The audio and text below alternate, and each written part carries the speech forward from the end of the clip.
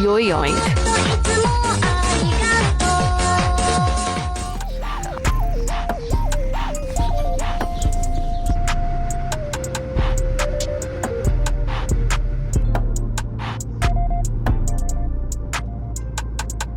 Forgot to film. Boss man gave me a package, told me to drop it off here in Hoffman, where we were yesterday.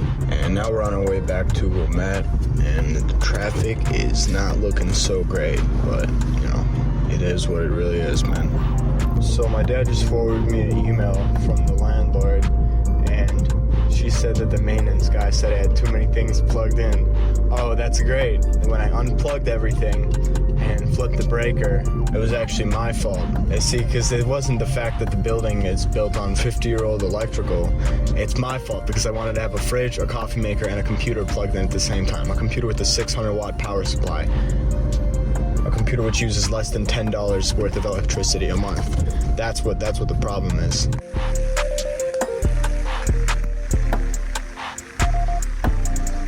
Alright, so I know yesterday I said I would film more, but I literally only remembered to get one shot, and more to the point, I only managed two. The rest of the work I was doing wasn't very exciting, and I was just feeling super lazy because I had Chick-fil-A for breakfast. So, yeah, also my sleep hasn't been the best for the last couple of days. Hey, look at that. Miata with a Mazda Speed spoiler. It's pretty cool. I'm gonna think of it. I don't think the Mazda Speed Miata even got a spoiler.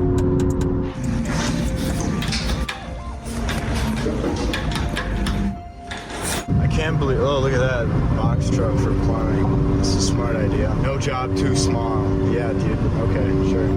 He's making a killing off those drive out service fees. But no, I just got off the phone with my dad. He says the landlord texted him and said power's working. Oh, awesome. That's sick. That's sick. This thing, it's such a crippling issue. I don't know. You guys are probably so tired, if there's anyone watching still, of hearing me yammer on about this. But it really is just so annoying. I just called my friend Dylan, who drove us in the Subaru that one time, and asked him if he could come in for an estimate. Literally, I don't care about the money. I just want to have, like, power. So I just received some very unfortunate news. My cosmetologist, we just got done with the session, everything looks great, told me that the reason why my buccal fat is outlined that way, and it's just because my jawbones and in a certain way that it stretches my skin out, which is, you know, that's really all I needed to hear. Now I know that what the hell? Oh, second gear. Now I know that my next appointment should be with a facial surgeon. That's all I needed to hear, man. You know, I'm lucky I realized this young. I'm 19, and it's time to ascend, quite frankly. Staggeringly low amount of content today, guys. Am I right? I don't know. I'm just feeling really tired. And all these fucking customers coming in, man, it bugs me. Who said that? Someone said, it bugged me, man, it really did. I don't know, was that J. Cole? Was it DJ Khaled? Fuck, man, I wish they would just stop coming in, bro. It's been so busy today. I'm gonna kill myself.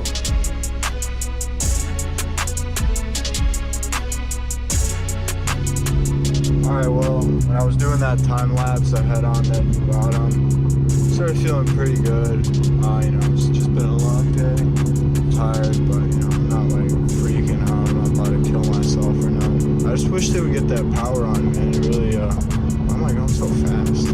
But since there hasn't been a lot of content today, I figure I might as well give you guys something. So I'm gonna tell y'all a story of the first time I smoked weed in Minecraft. Not in real life, I don't do drugs. So it was freshman year, right as soon as the spring started. During that first part of spring when it's still nice to like see slightly warm days and the air has that nice crisp taste to it and you feel kind of like invigorated, like you want to do stuff again. And I had this friend David who I know did that kind of stuff. Not the David I hang out with, that guy's also straight straight edge and sober as myself. It was a different David, and I knew he partook in some of this stuff. So one day I hit him up. I'm like, yo, man, is there any chance we could hang out sometime and we could maybe possibly smoke weed together? And he was like, yo, you picked the perfect time, bro. I actually happen to have a King Louis dank vape, strawberry cream cheese flavored. And I was like, yo, that's sick. I'm gonna come over. We can smoke weed. So the day comes. I believe I had either my mom or dad drop me off in his town, which is literally, it's just the next town over from mine. But the only way you can get there is along a major road, so it's not like I could just walk over there. I mean, I could, and I did sometimes after this, but that day I just got dropped off. So I get dropped off at this school nearby in his area, and it's got like this nice open field in the back. It opens into some woods where we can hang out. It's not like super dense or anything, but it's just like a nice chill spot. And there's some families playing over, but I pull up, I'm texting him, he meets me at the basketball court. We say what's up. He's with a couple other kids and they're over by the baseball court, and he leads me over to them, and I'm like, what's up guys, how you doing? You know, these are kids from my school. I know I'm like a little bit, but not really that well, you know what I mean? So you could say we're like acquaintances, really more so than friends. It was him, this kid Eric, this kid Anthony, and I think Luke might have been there, but I'm not completely sure. So we're hanging out talking, and David brings up the fact that it's gonna be my first time smoking weed. So the guys all get kind of excited for this. They've all started smoking weed also fairly recently, maybe within a year or two at the most. And they're kind of like excited for me. They're like, yo, it's your first time, you know, you're gonna have a good time. I'm like, all right, for sure. So David gives me this cart. Now this thing, super obviously fake. The oil was just way too dark. I hit it, the flavor was just way too good. I take like a little tiny baby hit, and I still kind of cough like a bitch, but not like one of those insane lung piercing coughs you get like when you rip a bong or something. I rip this thing, I pass it back to David. He's like, oh, you don't want to take another hit? I'm like, I'm gonna wait, I'm gonna see how one hit gets me. I wait 5, maybe 10 minutes, and I'm not feeling anything. Now, I didn't know it at the time, but for some reason,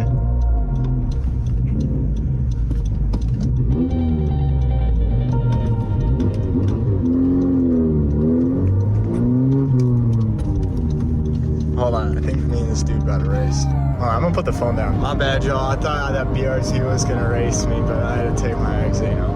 I really wanted to race him, and I know it seemed like I was pussying out, but I have to go home, and, you know, he was going straight on 290. I want to race that Ultima 2 now, but I'm gonna finish the story first. So I wait 5 to 10 minutes, and I'm not feeling much of anything, so I tell David, yo, like, let me get another hit. I don't know how much more I'm gonna take.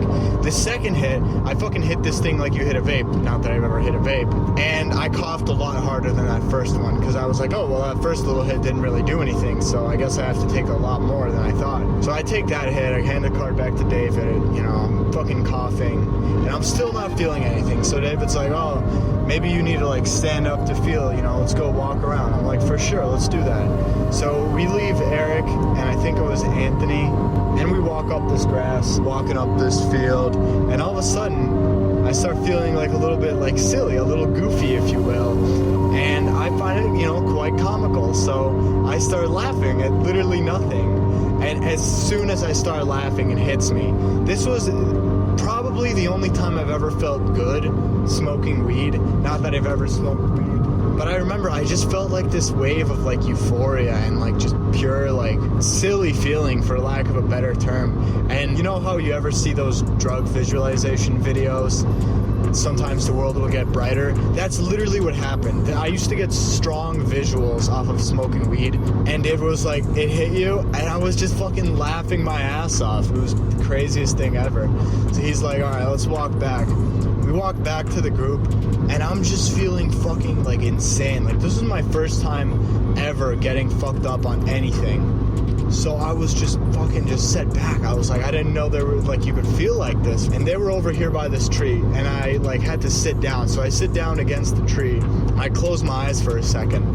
And the second I closed my eyes, I got this like closed eye visual of a neon heart like being burned out in this pink and blue sort of vaporwave pattern. And it really was just kind of random. I don't think it signified anything, but it was so cool, and I've really never ever felt that way off of like any substance again, ever. Not that I do substances. But we're sitting there talking for a little bit, and then the paranoia starts to hit in. I'm like, oh no, like what if somebody finds out that I'm high? This would actually become a recurring theme for me. Every time I smoke weed, I got mad paranoia. But I remember for those first 10 minutes or so, it was just paranoia-free, just bliss.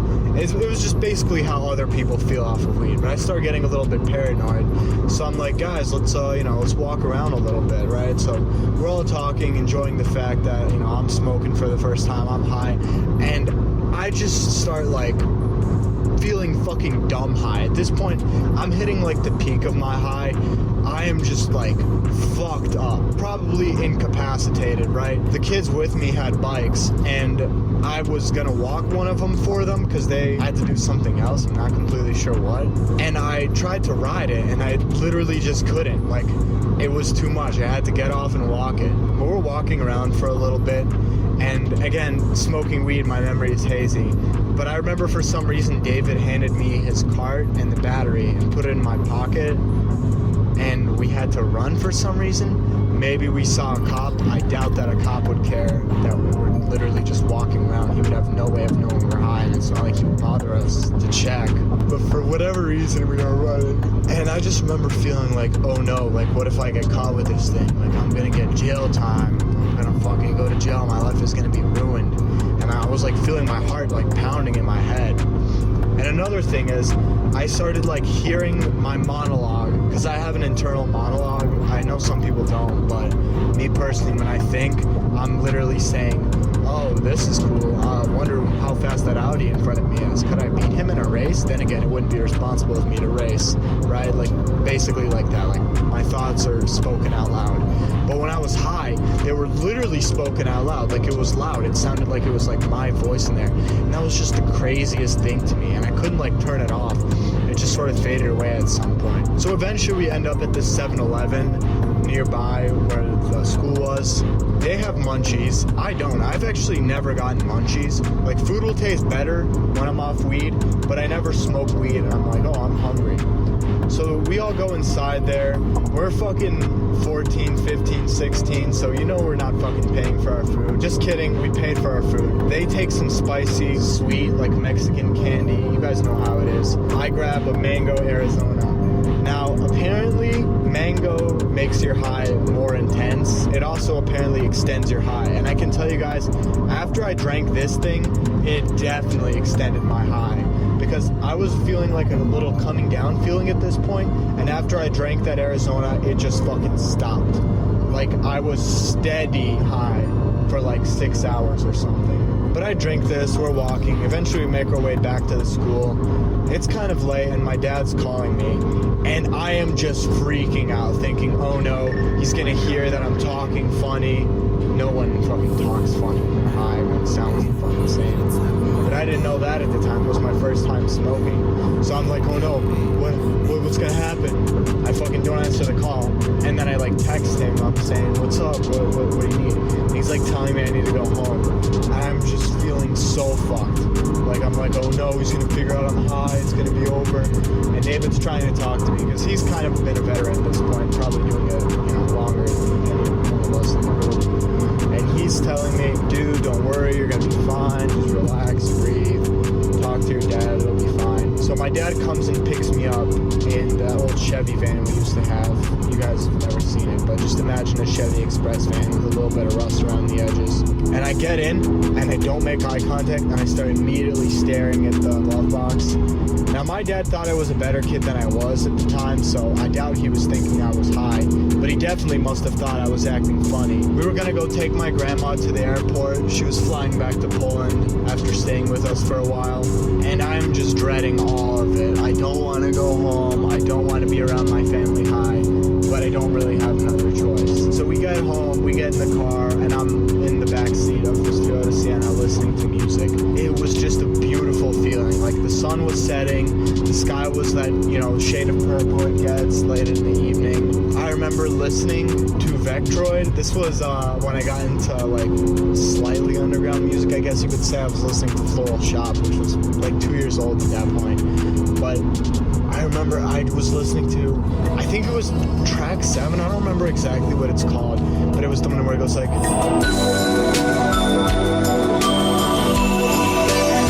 I'm actually gonna re-listen to that after I finish talking to you guys about this. Looking at the sky, it was just the most pure, like beautiful feeling. Like my paranoia was kind of disappearing at this point, and I just remember just feeling so like content with everything, kind of like taking Molly, which I've never taken. But after that, it didn't get much more eventful. We drop off my grandma, we go back home, and I fall asleep, waking up sober the next day. But yeah, guys, that is the story of the first time I ever smoked weed, and I'll pick it up right before I go to sleep in my dark-ass apartment with no power. Man, dumbass, you died for a song. Why did you diss that, man? You let off 100, what? You ain't hit that, man.